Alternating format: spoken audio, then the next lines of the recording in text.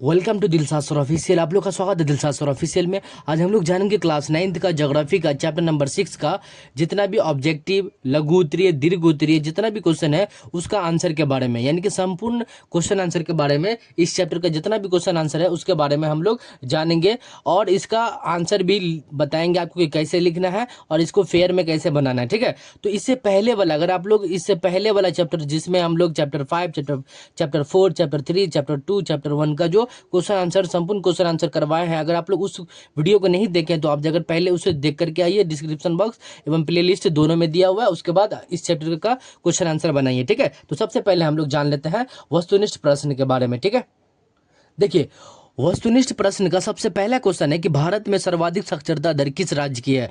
Most important question है, कई मरतबा ये क्वेश्चन पूछे हुआ है कि भारत की साक्षरता दर सबसे अधिक किस राज्य की, यानी कि सबसे ज्यादा पढ़ा लिखा किस राज्य में है, तो केरल में। ऑप्शन नंबर डी हो जाएगा। ठीक है, ऑप्शन नंबर डी। उसके बाद अगला क्वेश्चन यानी कि सेकंड नंबर क्वेश्चन है कि भारत की औसत आयु संरचना क्या है, यानी कि भारत की जो औसत आयु संरचना है वो 64.6 वर्ष है, यानी कि ये जो है 64.6 वर्ष, यानी कि औसतन भारत में जो आदमी का जो औसतन ये जो एज है ना वो लगभग 64.6, लगभग समझ ले 65 वर्ष तक। ठीक है, उसके बाद अगला क्वेश्चन है कि 2001 के ईस्वी की जनगणना के में प्रति वर्ष, मतलब प्रति 1000 पुरुषों पर महिलाओं के अनुपात थे। देखिए 2001 की जनगणना के अनुसार 1000 अगर पुरुष है तो महिलाओं 933 था। कितना था? 933। ऑप्शन नंबर सी हो जाएगा यहाँ पे। देखिए यहाँ पे कह रहा है, क्वेश्चन कह रहा है, देखिए क्वेश्चन समझने का कोशिश कीजिए कि 2001 के जनगणना के अनुसार अगर 1000 पुरुष है तो महिलाओं के अनुपात कितना होगा, तो इसमें अनुपात यानी कि उनकी संख्या कितना होगा, तो 933 था। ठीक है, कितना? 933। उसके बाद देखिए यहाँ पे अगला क्वेश्चन। देखिए अगला क्वेश्चन है कि भारत का औसत जनसंख्या घनत्व प्रति वर्ग किलोमीटर क्या है, यानी कि भारत का जो औसत जनसंख्या घनत्व है वो प्रति वर्ग किलोमीटर क्या है। तो देखिए भारत का जो औसत जनसंख्या घनत्व है वो 382 है, लेकिन आपके ऑप्शन के हिसाब से 325 व्यक्ति प्रति वर्ग किलोमीटर में रहता है, यानी कि कहने का अर्थ है कि जनसंख्या घनत्व 1 किलोमीटर में 325 व्यक्ति रहता है। ठीक है, ये कहने का अर्थ है। ठीक है, तो भारत के औसत जनसंख्या का घनत्व लगभग 382, और अगर ऑप्शन के हिसाब से देखा जाए तो 325 होगा ये। ठीक है, उसके बाद ये था वस्तुनिष्ठ प्रश्न। अब देखिए लघु उत्तरीय क्वेश्चन। तो लघु उत्तरीय क्वेश्चन का पहला क्वेश्चन है कि 1951 ईस्वी में भारत की जनसंख्या कितनी थी। कहने का अर्थ ये है कि ये भी क्वेश्चन काफी इंपॉर्टेंट है कि 1951 ईस्वी में भारत की जनसंख्या कितनी थी, भारत की पॉपुलेशन कितनी थी 1951 में। तो देखिए आंसर में लिखिएगा, देखिए आंसर में लिखिएगा कि भारत 1951 में भारत की पॉपुलेशन कितने थे। तो 1951 ईस्वी में भारत की जनसंख्या लगभग 36.1 करोड़ थी। कितना? लगभग 36.1 करोड़, लेकिन वर्तमान में अभी 145 करोड़ हो गया।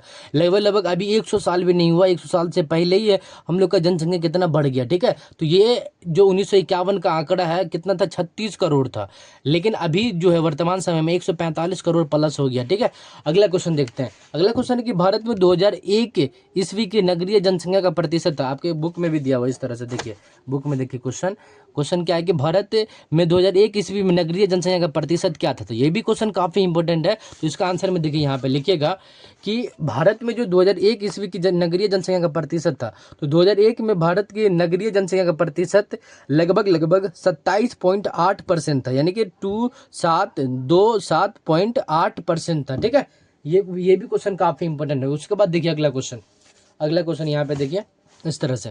तीसरा नंबर क्वेश्चन कि केरल में प्रति 1000 पुरुषों पर महिलाओं की संख्या क्या है। तो प्रति 1000 पुरुषों पर केरल में महिलाओं की संख्या क्या है, तो आंसर में लिखिएगा। देखिए यहाँ पे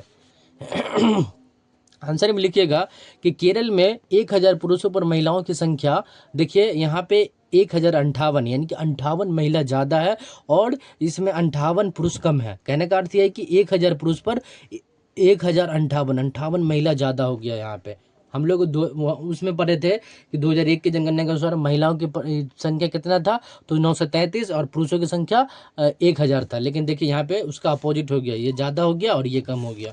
उसके बाद अगला क्वेश्चन आपके बुक में भी दिया हुआ इस तरह से। देखिए यहाँ पे देखिए बुक में क्वेश्चन क्या है। चौथा नंबर क्वेश्चन कि भारत के साक्षरता दर का वर्णन करें। तो भारत के साक्षरता दर का वर्णन। तो भारत की साक्षरता दर में नियंत्रण वृद्धि हुई है, यानी कि भारत की साक्षरता दर में जो है नियंत्रण वृद्धि हुई। 2001 ईस्वी में यह लगभग 64 64.8% था। कितना? 64.8%।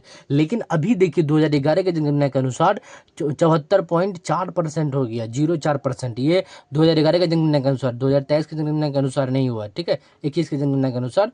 उसके बाद अगला क्वेश्चन देखिए यहाँ पे।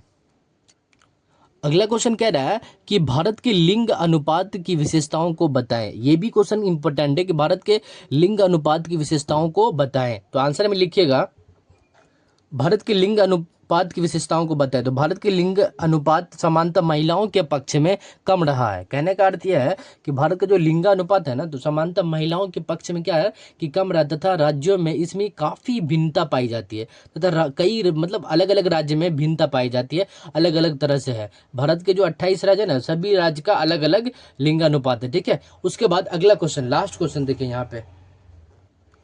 आपके बुक में लास्ट क्वेश्चन है कि जनगणना से आप क्या समझते हैं। ये भी क्वेश्चन इंपॉर्टेंट है और ये क्वेश्चन पूछे हुआ है, इसलिए ये क्वेश्चन इंपॉर्टेंट है। जनगणना से आप क्या समझते हैं, तो आप लोग इसका आंसर लिखिएगा।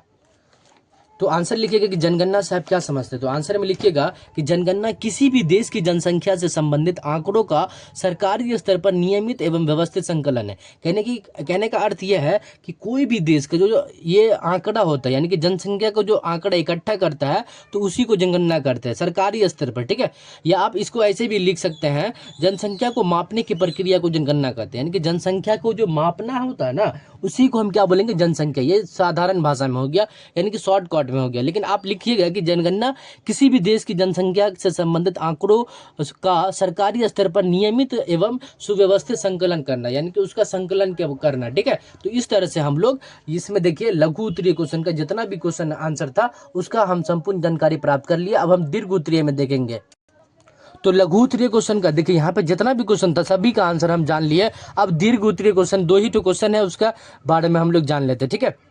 तो पहला क्वेश्चन है दीर्घ उत्तरीय का कि भारत की जनसंख्या वृद्धि दर की विशेषताओं को बताएं। तो देखिए भारत की जनसंख्या वृद्धि दर की विशेषता आपको स्क्रीन पर नजर आ रहा होगा। इसका आंसर आप लोग यहां से स्क्रीनशॉट भी ले सकते हैं, आप इसका आंसर भी लिख सकते हैं अपने फेयर में, नोटबुक में, ठीक है। तो इस तरह से आप इसका आंसर लिख लीजिएगा, ठीक है। अगला क्वेश्चन है कि भारत की विषम जनसंख्या घनत्व का वर्णन करें। कहने का अर्थ है कि विषम मतलब कम जनसंख्या घनत्व का वर्णन करें। तो इसका भी आंसर आपको स्क्रीन पर नजर आ रहा होगा। और इस पे देखिएगा कि इसका जो विषम जनसंख्या का घनत्व है वो इस तरह से है। आप इसको स्क्रीनशॉट ले सकते हैं और इसको लिख सकते हैं अपने फेयर में, नोटबुक में। तो इस तरह से हम लोग क्लास 9th का ज्योग्राफी का चैप्टर नंबर 6 का जितना भी संपूर्ण क्वेश्चन आंसर था सभी के बारे में जान लिए, जिसमें हम लोग वस्तुनिष्ठ प्रश्न, लघु उत्तरीय, दीर्घ उत्तरीय क्वेश्चन के बारे में जाने और उसका आंसर के बारे में जाने, ठीक है। तो मुझे उम्मीद है कि आप लोग को ये वीडियो अच्छा लगा, और अच्छा लगा तो जरूर लाइक कीजिएगा, और चैनल पर नहीं तो चैनल को जरूर सब्सक्राइब कर लीजिएगा, और एक प्यारा सा कमेंट कर लीजिएगा ताकि हमारा मोटिवेट बना रहे और इसी तरह का वीडियो में लाते रहें। और आपको चैप्टर 7 का बहुत जल्द आपको क्वेश्चन आंसर लेकर के आए। मिलते हैं नेक्स्ट, तब तक के लिए जय हिंद, जय भारत।